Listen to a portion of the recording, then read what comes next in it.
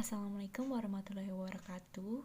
Pada kesempatan kali ini, Rahelina Putri dan Rizka Angger akan menjelaskan tentang teori belajar humanistik.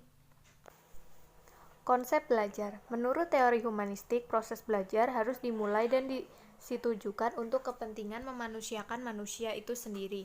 Oleh karena itu, teori belajar humanistik sifatnya lebih abstrak dan lebih mendekati bidang kajian filsafat, teori kepribadian, dan psikoterapi daripada bidang kajian psikologi belajar. Teori humanistik lebih banyak berbicara tentang konsep-konsep pendidikan untuk pembentuk manusia yang diciptakan, serta tentang proses belajar dalam bentuknya.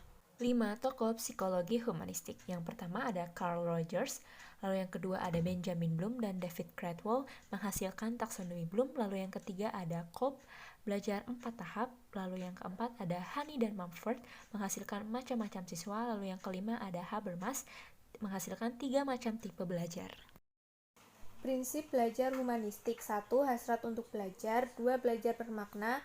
3. Belajar tanpa hukuman. 4. Belajar dengan inisiatif sendiri. 5. Belajar dengan perubahan. Langkah-langkah pembelajaran. Yang pertama, guru memberikan kepercayaan kepada kelas memilih secara terstruktur. Yang kedua, guru dan siswa membuat kontak belajar. Yang ketiga, guru menggunakan metode inquiry atau belajar menemukan atau discovery learning. Lalu yang keempat, guru menggunakan metode simulasi. Yang kelima, guru mengadakan latihan kepekaan.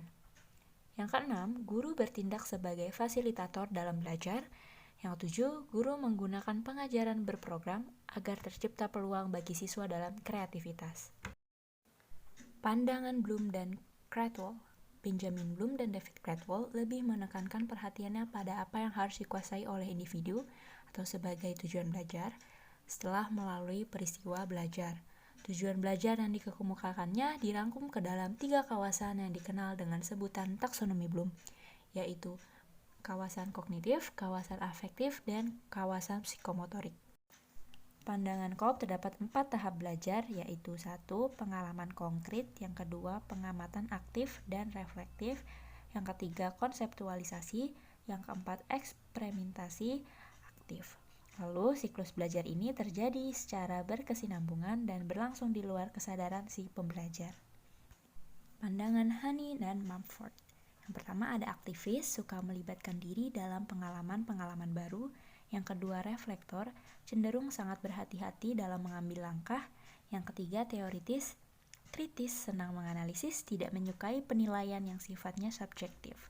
Lalu yang keempat, pragmatis, menaruh perhatian pada aspek praktis dari segala sesuatu.